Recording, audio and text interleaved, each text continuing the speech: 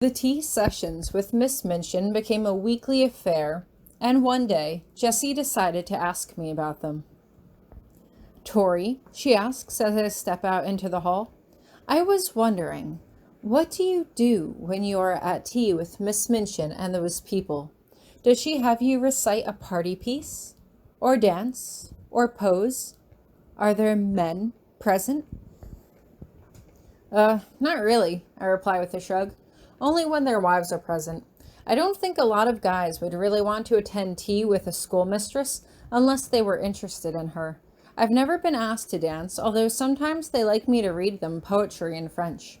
Sometimes people ask me about my lessons and if I'm getting along well here, and I always say things are fine. There's also a woman Miss Minchin makes me converse in with French, but that's about it."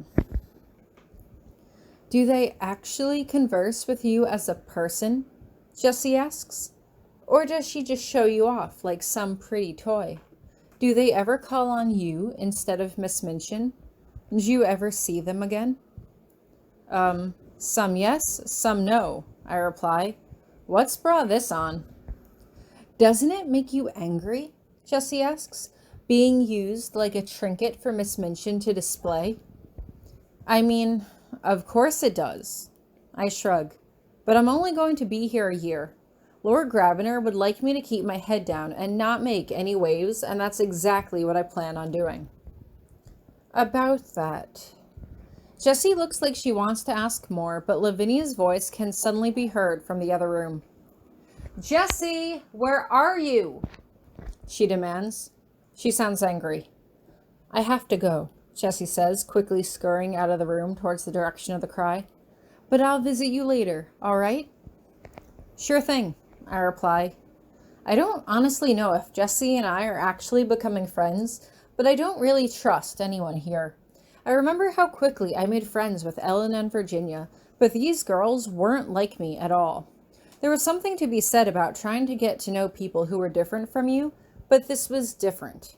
Some of the girls, like Ermengarde, seemed innocent enough, but Lavinia seemed to have some secret vendetta that she was harboring against me, and I knew that I was going to have to watch myself carefully around her. One day, when I'm walking through the halls, I hear a thump from one of the empty classrooms. I quickly go to investigate, only to find Jessie twirling around inside. "Tori, come in," she says warmly as she sees me, "and shut the door behind you."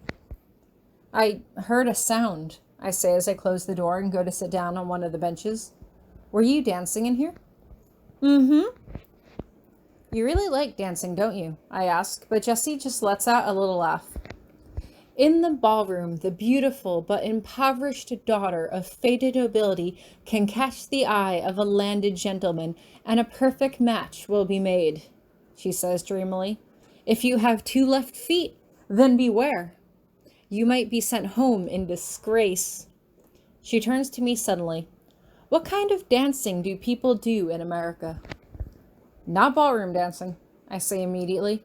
"I mean, I'm sure some people do it, but dancing in America is, I shrug. "I don't know much about it. I know there is ballet and hip-hop.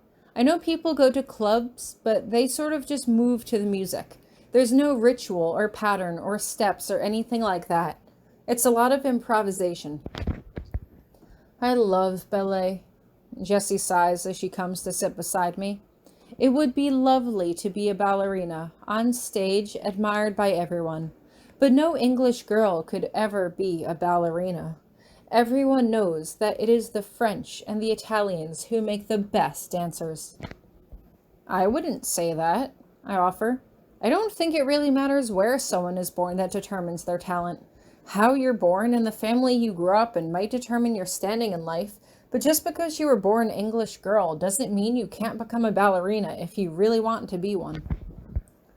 "Thanks, Tori," Jessie replies, shooting a quick smile in my direction before she turns and bounds gracefully out of the room. I'm not sure if my conversation with Jessie had anything to do with it, or if it was just a coincidence, but the very next day, Miss Minchin gathered us all together to tell us that she was welcoming a special dance instructor from France who would be leading us in exercises to develop our grace and posture. As she left us to go get changed into our leotards, Jessie's enthusiasm was almost infectious. A special dance instructor. Do you suppose she might be from the Ballet de l'Opéra de Paris? It might not be ballet, Lavinia points out. She is a special instructor. Perhaps we will be permitted to practice social dances. Perhaps even the waltz. My father says the waltz is shocking, Ermengarde offers. Watching you attempt to perform it no doubt would be, Lavinia says with a cruel laugh. If we are to dance the waltz, I will be dancing with Jessie. I'll dance with you, Ermengarde, I offer, and she smiles at me as Lavinia literally sticks up her nose at us and ascends the stairs to get changed. Unfortunately, the dancing lessons didn't progress as anyone expected. Instead, it was more similar to yoga or Pilates. We had to stretch in a variety of positions, and even though I was far from flexible, the only reason that I even remotely enjoyed it was probably because of how clear Lavinia was making it that she absolutely hated it. We're just learning how to move our muscles so that we can dance better, Jessie offers as she tries her best to placate her, but Lavinia is unconvinced.